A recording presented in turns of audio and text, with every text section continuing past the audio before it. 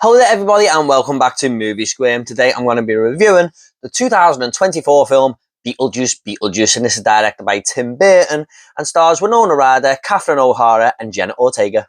When the Dietz family return to their former home of Winter River, the younger daughter Astrid opens up a portal to the afterlife. Now I've got to be honest guys, I've never really been a big fan of Beetlejuice. I've watched it a couple of times and couldn't really get into it. However, I did rewatch it this week leading up to this movie and it actually grew on me and I quite enjoyed it. So it definitely got me in the mood for this sequel. I gotta say this was a hell of a lot of fun. Even though it's 40 years later, Tim Burton manages to capture the tone of what that first movie was, from the vibe, the look of it, the characters jumping straight back into the roles that they played all that time ago. And it doesn't actually feel like a movie that was made 40 years later. It looks like a movie and feels like one that was made 3 or 4 years after the original, barring the age of the cast, of course. And with that comes a lot of throwbacks for fans of the original movie. We do see this in a lot of legacy sequels these days, don't we? I mean, we just had Alien Romulus come out, which was packed full of them, which people didn't really take too much liking to, but I was fine with it. But here, it never feels too heavy-handed. It feels just about right. That there's enough Easter eggs there to please fans of the original. Now, Michael Keaton jumps straight back into the role of Beetlejuice here. It's like he never left. It feels like the exact same character as the original film. It's like he's been sitting in the afterlife for 40 years in this Beetlejuice costume, just waiting to come out. I mean, he gets the whole mannerisms down to a T, the whole look of him, the voice. I mean, everything is perfect with this character. Nothing felt off, and I just absolutely love Michael Keaton. I can watch anything he's in. He pulls me towards movies. He is one of my favourite actors of all time. But, like the first movie, this doesn't rely on its titular character. I mean, he wasn't really in the first movie all that much with screen time, and here it's kind of the same. It's the whole host of other characters that really make the movie fun and make it all come together. I mean, this cast is absolutely stacked here. We've got Catherine O'Hara returning, which I was very happy about. I loved her character in the first movie, and here she's kind of no different. I mean, she's got all those facial expressions. She has great comedic timing. I just love Catherine O'Hara. She is one of the funniest actresses I think we've ever had. I was very impressed with Willem Dafoe here. It's not to too much surprise though, because he is one of the most elite actors working today. Everything just comes to him with ease. He's been doing it for such a long time now, and here he shows a little bit of range because he is this detective in the afterlife, but he was once an actor in these like action movies and stuff, and he can switch between the actor and the detective like a light bulb going on. So I just thought that was so cool to see. Every time he switched it up and changed his personality, you could definitely tell which one was which. I thought he was wonderful in this film. Perhaps the biggest change in character really was Lydia, played by Winona Ryder, because she was only a teenager in the first movie, but here she's quite this famous medium now. She got her own TV show. She actually got a daughter called Astrid, played by Jenna Ortega. And I thought this was, the part of the movie I was the most invested in, because they have a little bit of a broken relationship and it starts to mend itself throughout the movie, but they have so many differences and stuff. And whilst that storyline is nothing new, it was the one I got most invested in because I did care about both of these characters and I really wanted it to work out for them together and for, the roadblocks they face involving Beetlejuice and stuff.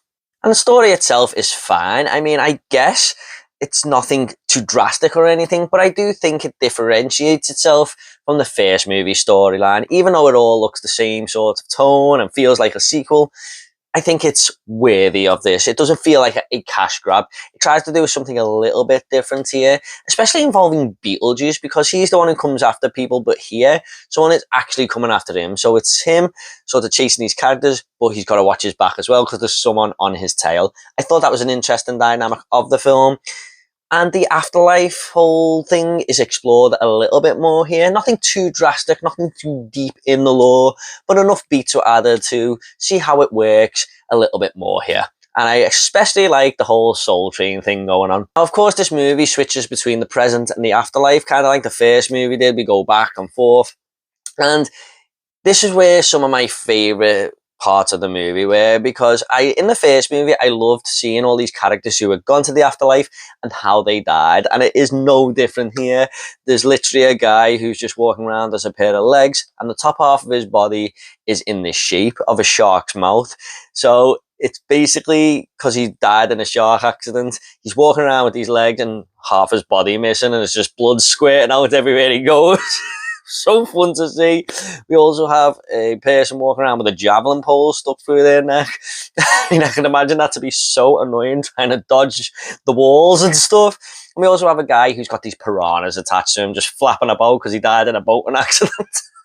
I mean, this was always so fun to spot, and it seemed make the afterlife seem a fun place to be. And I can't wait to rewatch this movie just to see if I see a few more characters, how they died, because that waiting room is quite packed sometimes.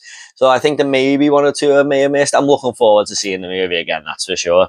But I got to praise Tim Burton, man, because he went with so many practical effects in this film, and it just adds so much heart, so much warmth.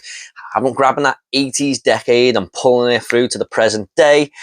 I just prefer this over CGI. I think I will always prefer it.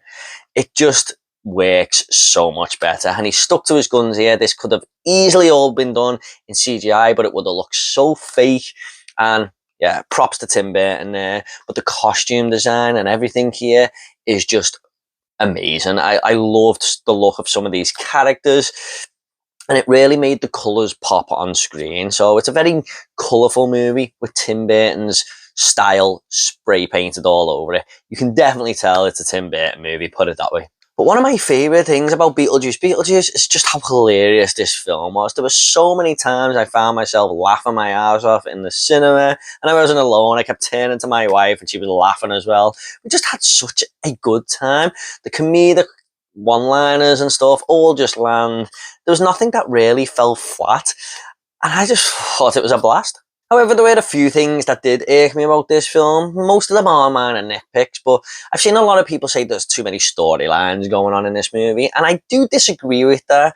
I think most of it played out very nicely, and I was never getting lost or anything like that. But there is one storyline involving this villain. They build her up very early on in the movie. Her name is Dolores, played by Monica Bellucci, to be this absolute monster, basically.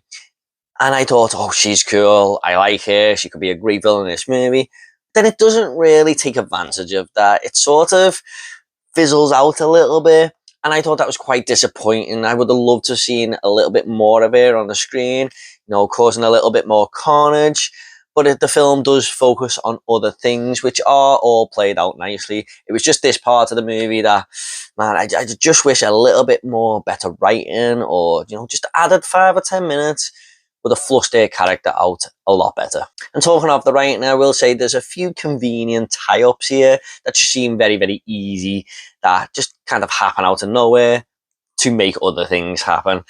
So yeah, maybe that could have been thought about a little bit more, but again, this is just a minor nitpick. I could see past that because I was having so much fun. There was a little bit of predictability here as well. I'm never really good at this, but something happens in the middle of the film and I called it straight away. And yeah, in a short while later, we do find out that I was correct. However, the movie does not hinge on this whatsoever. I just kind of wish they hid that a little bit more. It was quite obvious. Now, there's also a song that happens in the third act here, and it felt like it was trying to recapture something from the original film, and I just wasn't feeling it whatsoever. And the scene goes on for about 5 minutes, and I was just like, oh, please, can we just move on here? Wrong song choice. Scene didn't really work out well. It was my least favourite part of the movie by a mile. And lastly, while I do praise the practical effects here, there was 1 or 2 moments of ugly CGI. It wasn't even good CGI. It was quite poor, to be honest. And that stands out even more when the rest of your movie is basically practical. But again, this is a minimal complaint because, like I said, Tim Burton definitely goes more for the practical. He only uses this when he really has to. However, guys, this was such a joy to watch. I mean, I'm not entirely sure, but I can see Beetlejuice fans being quite happy with this. I may be totally wrong there. They may hate it, but I think this is a legacy sequel that does a lot of things right. Just carries that entertainment factor from the first movie into this one. I'm just going to go ahead and rate this movie now. I'm going to give Beetlejuice Beetlejuice an 8 out of 10. Despite some of them minor nitpicks there, this was some of the most fun I've had at the cinema all year.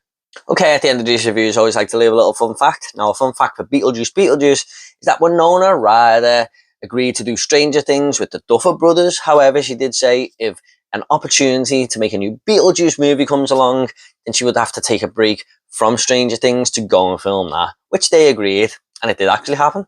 Okay guys, I hope you all enjoyed this review. What did you think of Beetlejuice Beetlejuice? Was you a fan? Was you disappointed? Please do let me know in the comments down below. I'll get back to you all, I promise. If you want more 2024 movie reviews, they will be in the link down below. Thanks so much guys, you take care, and I'll see you all in the next video.